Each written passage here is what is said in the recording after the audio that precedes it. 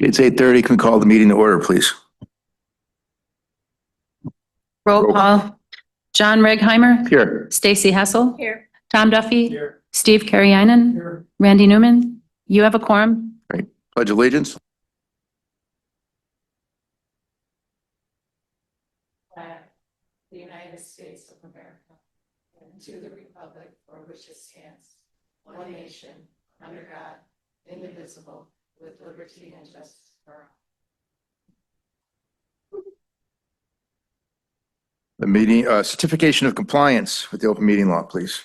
This meeting was noticed to the public and the media as required by section 19.84 of the Wisconsin statutes. Thank you. Meeting agenda is set. Number 6, do we have any public comments online? Nothing, great. Number 7, consider approval of minutes from the previous meeting. So I'll second that. Motion by Tom Duffy, second by Stacy Hessel. Any discussion? All those in favor? Anybody opposed? Minutes approved. Number 8, library updates. Weiss Library.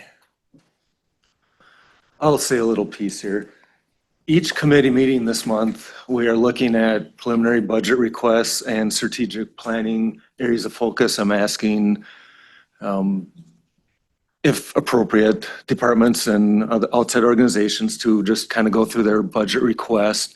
These ones today are fairly simple, so I'm not going to ask a lot of them, but they're all here if you have questions for them. And then strategic planning, since this is comprised of groups that are outside of the county, we don't really control their strategic plan. So what I'm asking you to do is a little different than the other committees where I've given you a sheet of paper, just your top 3 areas of focus overall for all of economic development and extension.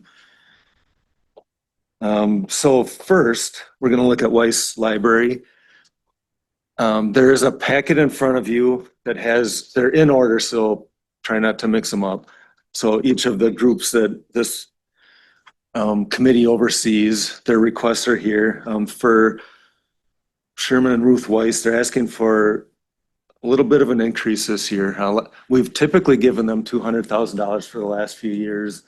Last year, at the final budget approval, a levy approval in November, we actually upped it to $210,000. This year, they are asking for $245,000, so an increase of $35,000 over last year, $45,000 over the typical year. And I've also attached in the third piece of your packet kind of a history of each of the libraries. All of the out-of-county ones, we give the statutory regulated amount. There's a formula, expenses, circulation, and 70% of the cost of the circulation, and that's what the county reimburses out-of-county libraries for. We also do the same for the LCO library, which is in county. And then for both Weiss and the Winter Library, we give beyond the statutory regulation. So when you look at that chart for this year, Weiss is asking for $245. The formula was $122,508. For Winter, which we'll get to in a minute, they are not asking for an increase, and the formula is $606. So they've both submitted a letter kind of laying out what they're asking for and why. I did for all of the organizations that we'll discuss today, I received back all of the required documentation that we ask for their budget request, including balance sheets and income statements and all that kind of stuff, and a budget for 26. So any questions on Weiss? Again, this is a preliminary look. Can you give a brief explanation of the statutory regulated amount, like how that is, like other than a number, how is that? What is that? How would you? You guys can correct me if I'm wrong, or you can just step up and give the explanation. So that number is based on our unit costs, and that is taken from the annual annual report that we have to submit to DPI. So the numbers are based on the previous year. So the numbers we get now for 26 are based on 24. So it is your expenses divided by number of checkouts, of physical checkouts. So in the Weiss Library case, our expenses went down.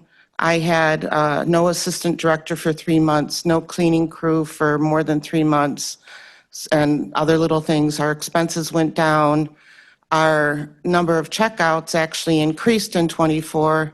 Therefore, our unit cost went down. So it's your expenses divided by number of checkouts, physical checkouts, not anything off of Libby. Anything? I'm just thinking out loud here. I mean, and I'm not, sound like such an ogre, but I mean, it's just if you just look at the numbers, it stands out. I mean, it's double. The request is double what the formula is. So I don't know. Okay. It's typically been right around double. They're usually right around that 120,000 is the formula. And is that's stuck around up until last year? That was around 200,000, and then last year was at the last minute. Yep. Okay. There was one other year when the ARPA money came in where the county did give them 210,000 with some of that coming from Okay. ARPA money. Last year, the formula was 132,000 actually. Okay.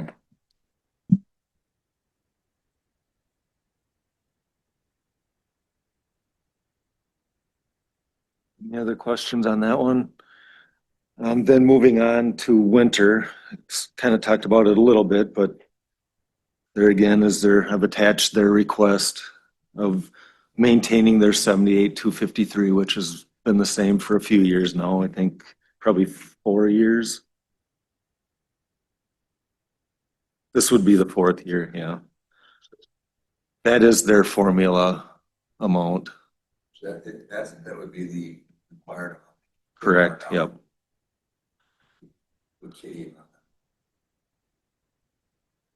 Many years ago, the county did agree to fund both Winter and Weiss Library at a greater amount than the formula. I could probably explain why it's 606. In 2019, we went to a joint library. So it saved the county money when we added 7 municipalities to our joint library, because those that live in those communities, those patrons, if they use prior to 2019, if they went out of county, so in our area, in the southeastern part, we have a lot that work in Park Falls, Phillips, Ladysmith area. If they use those libraries, then it was a charge to the county, and they would pay those out of county library fees. And you'll notice that that went down because we became a joint library, which then hurt us in a way because then our people that live in the county that use our library now are called our libraried patrons. So then the formula for winter is less because we're servicing more in our community that are libraried. So that number is a lot lower than what it was if you look back at the 2019. So in a way, it was a benefit to the county to become a joint library with the 7 municipalities. And we did this strictly because our fiscal agent, who was the Village of Winter, did not want to be our fiscal person before. And state statute says we have to have a municipality to be our fiscal person. And then 7 communities in our area did not want to see the library closed. So they're like, hey, how can we support the library, and wanted to be part of our library. So it was a benefit one way financially for the county, because now we don't have to pay Price, Rusk counties for the use of our patrons or our residents using their library, or other out surrounding counties, but I would say most of ours probably go to that area. But then it was also a detriment in a way because it does take what the county would pay us normally before. But we were already receiving more than what was required by statutes. So I just wanted to explain that a little bit. So it looks bad, but it doesn't mean our library is being used less. It's just that the patrons were servicing technically 7 more of the communities that are considered library now in Sawyer, if that makes sense. It's so confusing with this different statutes. All right. And so we did bring in less funds last year than we had anticipated. But we're still, I think, financially for this next year, not asking for an increase because we're still in the black, not that we want to ask when we're in the red. It's not that we don't need an increase. We just have really configured our budget so that we can work through it. Understood. And then City Hayward, they do the accounting, so that's their big heavy lifting on this. For the That's for the Weiss, right? Yeah, Oh, and the goodness, town we of have that. Cootery does it for us now. So we have that all fixed. So it was a struggle in 2019, but it came out as a blessing because our communities joined together. So just to help support us. We do receive some financial. They do not have state statutes where if you're a joint library that you have to give a certain amount or there's no formula. It's kind of like I don't want to say free will donation, but they do put in their budget funds for us, but it's, minimal from township to township. Some could be $500, some might be $200. We're getting that built up slowly, but not enough to be self-sustaining. So we do appreciate your funds. Hey, Mike, a question. Why is like Rice Lake almost $13,000? That is that formula for out of county where people who reside in Sawyer County are checking books out from the Rice Lake Library. We get the reverse as well. I know Weiss has a large amount and probably Winter as well that they're charging other counties too. So it's reciprocal. And just a reminder, when it comes to libraries, this funding comes outside of the revenue formula. So it goes on taxes, but it doesn't affect county operations in the budget.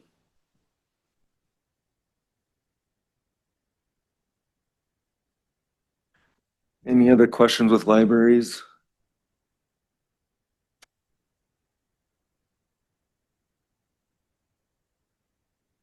Okay, University of Wisconsin Extension Report.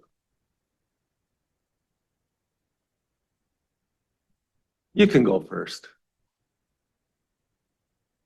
Well, I'll get us started. I'll kick us off, and then Bridget Rongner, the FoodWise administrator, is here for a report this month.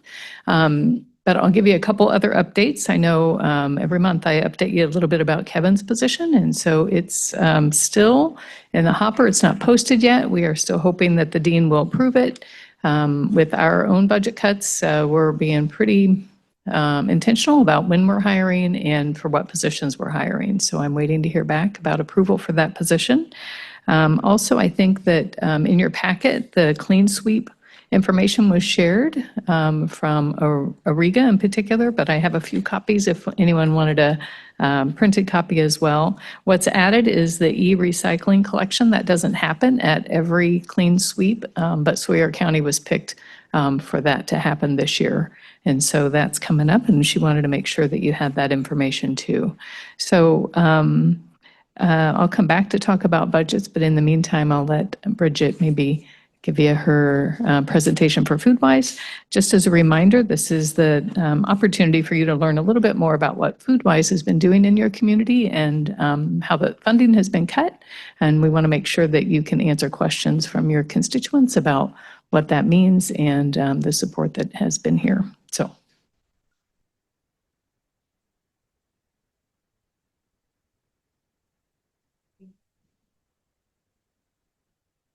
Okay, good morning. My name is Bridget Rongner, and yes, I'm the FoodWise administrator for Northwest Wisconsin. So it's Barron, Burnett, Rusk, Sawyer, Washburn counties.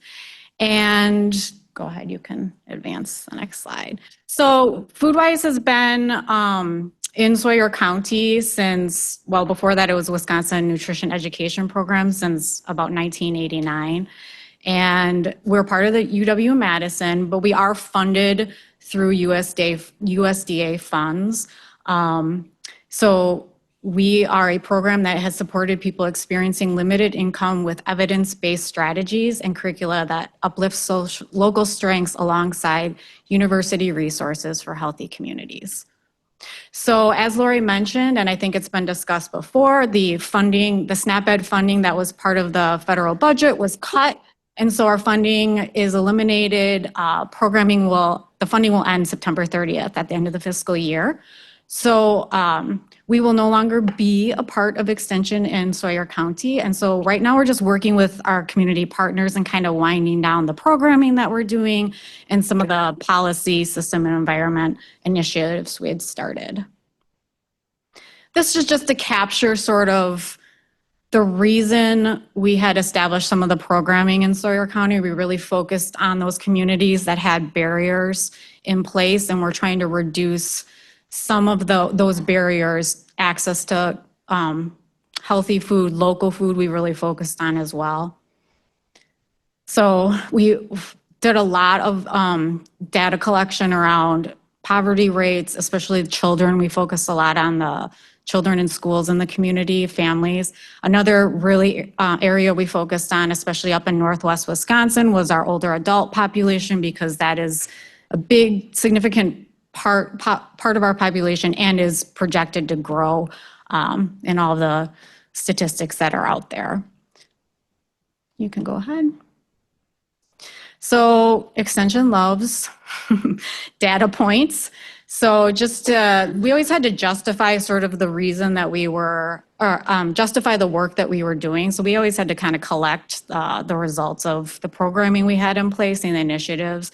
These are just like very straightforward data points I thought were easy to kind of highlight some of the work that we did. We did focus on eating more fruits and veggies, drinking fewer sugary beverages. Initiatives that had really started most recently was getting out and getting more physical activity. Especially, we really ramped that up during COVID when people were more homebound. Okay, you can go ahead. We also did a lot of programming with adults. So I think you've probably seen us in past reports talk about strong bodies and bingo size, and we had just started Tai Chi in the community. So in each of those physical activity programs, we also did nutrition education components. So we collected data at the end. We did audience-driven messages, policy, system, and environment. And then all of our work that we did, we always had a community partner. We never did it on our own. So when we went out and were doing our programming, it was because we were hearing from community members and our partners where there were gaps, because we aren't really allowed to overlap what other organizations are doing. We always had to justify sort of that there was this gap in place that needed to be filled. Go ahead. So there's some of our partners we've had over the years. I'm sure I'm missing plenty, but most recently, all the schools. Kim has been out in all the schools, the food pantries. We partnered with the farmers market because we did a lot of education around supporting local farmers, and Sawyer County Housing Authority, and then the schools and the Elder Center and Lakota Ray. One big thing, like I pointed out, is we really wanted to connect families in Sawyer County to Wisconsin agriculture. So just as an example of some of the work we were doing in 2024, the Spooner Ag Research Station, the ag educator there also covered Sawyer, Burnett, Washburn counties. So he always called FoodWise first when he had produce that was grown in their Seed to Kitchen project. And so we helped him distribute the produce locally. So Kim would go to low-income housing. If they went out in the meals that were going out for Meals on Wheels, they were distributed at the farmers market. They were distributed at the food pantry to local community members. We also highlighted some of the ag station, the local crops, and videos that we did. And then, let's see. Oh yeah, we worked with the ICAA when they did a senior snack initiative where they were getting local organic produce out to seniors in the community. One other initiative I wanted to highlight, that was a policy, system, and environment initiative. We partnered with Hayward School District and we wrote a garden grant. So they had had a garden before, but it had sort of, they didn't have the resources really anymore to keep it going. So we reinvigorated that. So Kim did programming out there, and then the food that was harvested from the garden was put into the school salad bar that all the students in the school and staff had access to. We also, the produce that was harvested during the summer when school and summer school wasn't in session was donated to the food pantries and distributed to the community.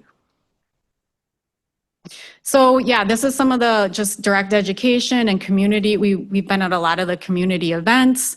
Kim represented, and I've been there. We had, like I said, we were doing Strong Bodies, Tai Chi, nutrition education in the schools. That's.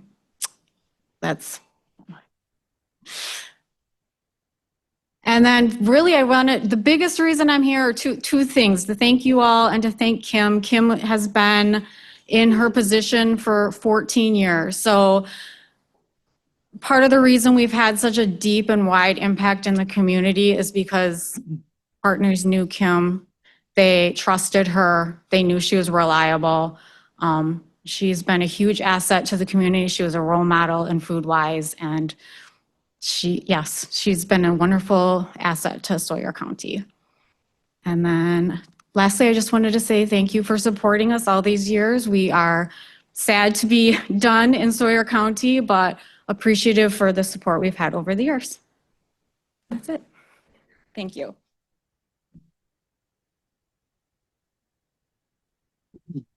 As far as the extension budget request for 2026, there is a $18 increase in the request. So as was mentioned, they have some internal adjustments going on, but the request is basically flat. Yeah, so I'll just add, we had a conversation about FoodWise in, as you may remember, FoodWise in particular for our counties was something that came, once you invested in extension, you got FoodWise for free. So you didn't pay for anything that Bridget was talking about. Mike and I did have a conversation about what that would look like and how much it would cost in order to continue that for Sawyer County, with estimates from $60,000 to $80,000. So we felt like it wasn't an appropriate part for us to stick it into the budget at that time. So it's not reflected in here of continuing FoodWise. I will offer this, that last week in Washburn County, they had some leftover funds in their budget for 2025 and in our contract for 2026 that they decided to reallocate for some nutrition education in Sawyer County. Likely a 50 or 60% position, if it goes through the budget process. So if that were something that Sawyer County would also like to consider at this point to bump that position to 100% position and serve two counties, certainly it's not too late for us to consider that. But at the time for this budget to get turned into you, it wasn't an option for us to consider. So I wanted to at least give you that information today so that you had that too. And certainly Mike can talk with you further about those numbers if you want to include them. Okay, right. Thank you.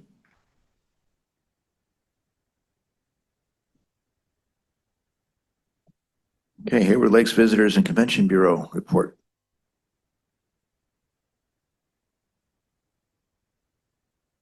Good morning, everyone. Mindy Simons, Hayward Lakes Visitors and Convention Bureau. So this month, I just wanted to kind of review some of the more specific marketing that we're doing. So in the past 3 months, we've been partnering with some parenting publications because we've really put a focus on marketing towards families with children, which is in line with what Travel Wisconsin is doing as well. So we partnered with Minnesota Parent, Chicago Parent, and Madison Milwaukee Moms doing some sponsored content media buys as well as some email marketing within their digital newsletters. Just to give you a basis of industry averages, the industry average open rate for a email marketing campaign is about 32%. And then, so just in looking at the report, I put together some open rates for our June campaign with Minnesota parents. So June 15th, their email had an open rate of 37.1%, June 19th, 31.6%, and June 22nd, 36.7%. So all in line with industry average open rates. So when we provide links to our website within digital advertising, we assign a unique UTM code so we can actually track the results on our end and make sure they're lining up with what the advertiser is also tracking on their end. It also allows us a chance to measure engaged sessions within the website. So we can determine whether or not the clicks are actually engaged sessions and not spam or bot sessions. So just to clarify, if we're looking at one of these campaigns in general, I took the June 15th newsletter, for example. Minnesota Parents sent out 56,898 emails, which is a robust list. Out of that, 37.1% of their subscribers opened the email. So that's 21,109 people actually opened. So that's ahead of the industry average at 37.1. So in that, if you think about looking through your own emails or some of your own websites, so there's constantly advertising popping up. So when we talk about 54 people clicked on our ad, they're clicking on an ad. They weren't clicking on an article. They were just clicking on an actual advertisement. So that is actually quite a few people to actually click on an ad within an email campaign. But the best part of those 54 people that clicked on the ad is that they went and spent meaningful time on our website, which is meaningful engagement is generally longer than 2 minutes on a website. So those people spent actual time clicking from an advertisement in an email on our website. So within the campaign, we also included a sponsored blog post, which I included in your packet if you want to read it. But it's an example of how we're kind of changing rather than directly sponsoring ATV, UTV content or directly sponsoring bicycling content. We're mixing it all together under the outdoor recreation umbrella because what we found is that people do all of those things when they come to Hayward. And we're really a place that offers so many things. So we don't want to be so inclusive of one over the other. So instead of doing one or the other, we are just putting it under the outdoor recreation and talking about all the trail opportunities within the Hayward Lakes area. So that's just a little bit more about some of those sponsored content campaigns and how they're working. Contest updates. Our Vacation Guide cover contest is coming along well. We've had 62 people that have submitted over 175 photos. That contest runs through the end of August. So we use a lot of that content within the Vacation Guide because people actually really have found that they like to see their own pictures in the Vacation Guide. It gives us extra content. And the Chad Grigsby fishing contest just ended. And we received, actually at the time that I wrote the report at the end of July, it was 1371, but we actually had over 1,400 emails that we can now put together in a meaningful topic-focused email list for fishing. So one other thing I wanted to touch on since our last meeting was that with the Hayward Lakes as well as the Hayward Area Chamber, talked with the City of Hayward Police Department and the city attorney, and we have decided that during the busy summer months, so basically Memorial Day through Labor Day, when we have 2 staff people at the information center, we will be putting out the flags at the intersection of 63 and Main to help visitors cross between our 2 organizations. So, any questions? I just wanted to thank you for doing that. I think I've watched the people use those flags and it's been safer. So thank you for taking time to do that. Yep. Mike, do you need me to stay here for the budget part or are you good? Possibly. Okay. They're asking for 50,000, which is what we've given them since 2019, I think. So no increase in the ask. So any questions? Great. Thank you.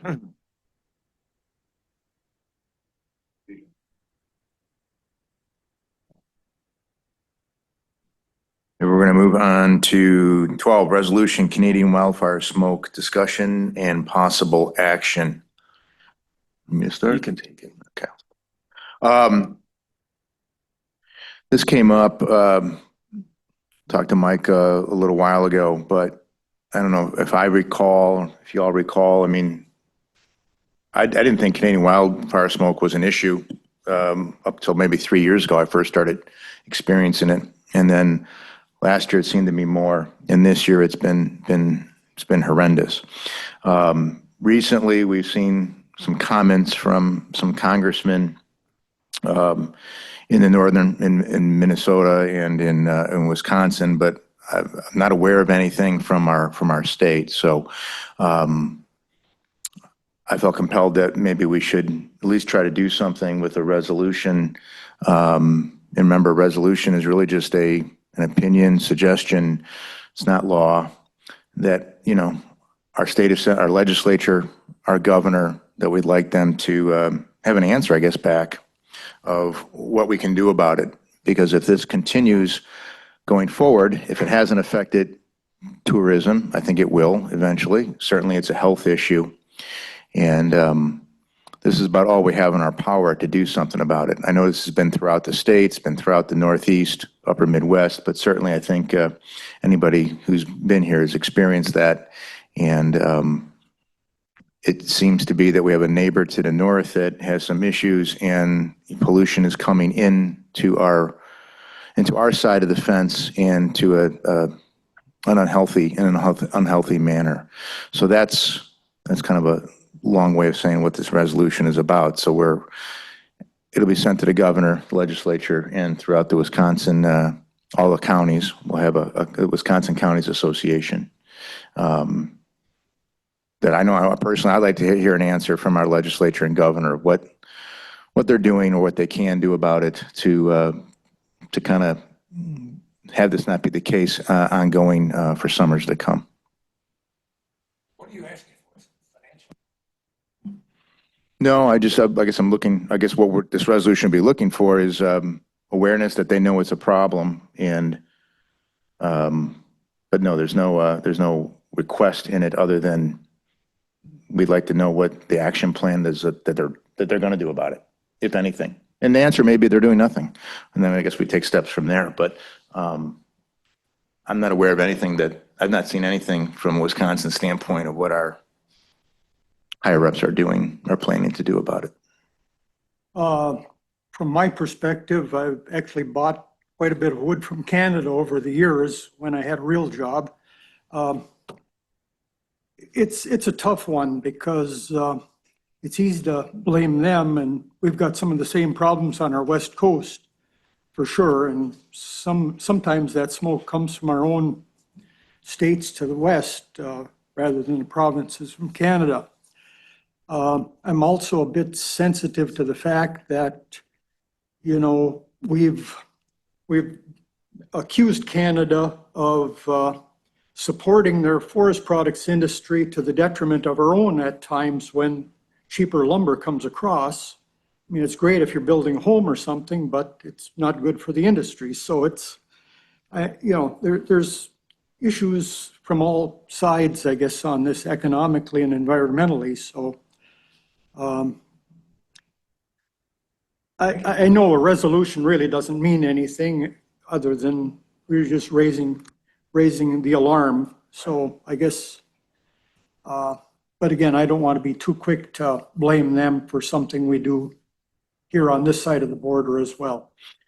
Well, maybe I'm blaming them personally, but I think this resolution is more of a inquiry. I mean, is this going to continue? What can be done about it, if anything? I mean, there may be answers that, this is terrible, but there's nothing that can be done about it. Well, I'd like to think that there is something that can be done about it, or some reparations, and not from our government, but from them. I don't know. Can they give insurances? Is not going to continue to happen? I know it's Mother Nature, but this isn't happening in Wisconsin for us. That'd be a different issue. Obviously, we'd be looking at other things, but we have some of this we don't have control over, right? Because it's over the border, yet it's affecting us negatively. Yeah, their forest lands are not nearly as well roaded as ours are, our forests generally are more accessible with fire brigades, et cetera. So we've got a better chance of putting them out on this side of the border across much of the landscape, but you know, there's probably little, if anything, that they can do about it in the long run. Of course, money solves everything, right? I mean, if you look at some of the health, we read some of the health, whatever called indexes, we've had some of the worst air in the world because of this. I mean, I think it's alarming. I think it would be disappointing if our elected officials just shrug their shoulders and says we can't do anything about it, or at least make an attempt to do something about it. To at least understand more, I mean, of will this continue? How bad will it get? Is there anything that can be done? Or we can just shrug our shoulders too. Are we sending this to the state or the federal? I mean, I don't know what the state, what can the state do? We have an attorney general. And what can he do? National courts, I mean, ultimately, I'm not suggesting that they do that. I don't know what they would do. But Well, are we better off to send it to some federal authorities who maybe have some? I think the state has, we would have, attorney general could file. I mean, I'm not saying this is what they do, so let's not get this thing out of hand. But I think the state would have some power to do something with this, or jointly with other states that are having the same issue. We can leave it up to the governor, I guess, if they want to bring in the federal folks to it.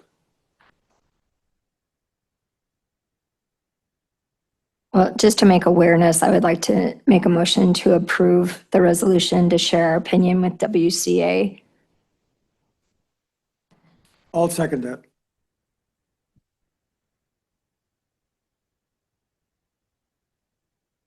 But it's shared beyond WCA, right? Right. Well, I'm just saying to make awareness. You recommended that it would be shared with WCA, governor, and our state legislature. I'm just making a motion to approve it, but my reasoning was to make awareness and to share it, I guess, as needed then. As written. Yeah. Yeah, okay. Any discussion? We have a motion by Stacy, second by Steve Carrianen. Any further discussion? All those in favor? Aye. Anybody opposed? Okay, resolution approved. Thank you. Sawyer County LCO Economic Development Corporation report. Mr. Lamore has shared that with me to read to you. The Sawyer County LCO EDC has agreed to rent a permanent office in the Lumber Exchange starting in the summer of 2026. This space will give the EDC a space to offer assistance to businesses in Sawyer County, other than what he is doing remotely right now. In this space, we will offer technical assistance to entrepreneurs and allow a space for educational forums. We have also secured the second round of our Thrive grant. This will give the Sawyer County LCO Economic Development $25,000 to help small business owners in Sawyer County. Everything from business plan writing to obtain tax IDs, etc. So he will be happy to report and answer any questions at the September meeting.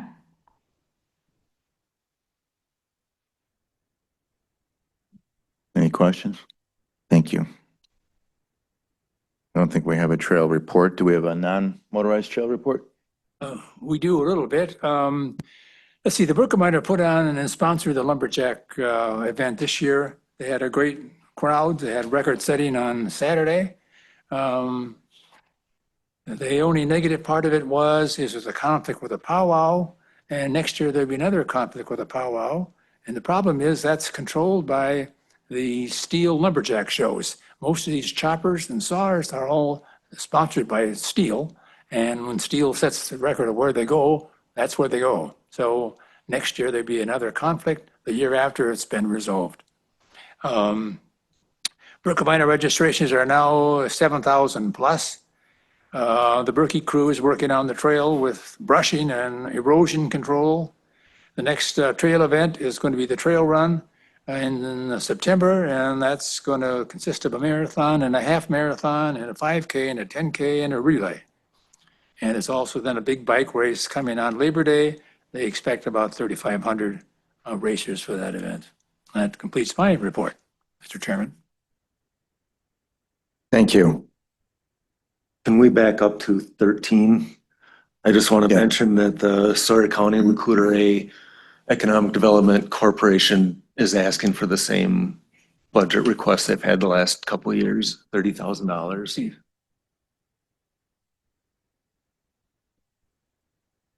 Board appointed committee updates. I'll just give an update on the fair. I don't see it on there, but the fair is this weekend, starting on Thursday, the 14th, and going to Sunday, the 17th. They have completed a fence all the way around the fairgrounds. It's not the orange ugly snow fence. It's actually a permanent fence structure. So they're hoping that that is a safety and security measure. And they've been meaning to do it for a long time, and it just got completed last night. Our very own Marsh Savinsky has been mowing, so give him a kudos. And that's the report I have. Thank you. Correspondence reports from conferences and meetings. Any future agenda items? Okay, meeting adjourned. Thank you, everyone.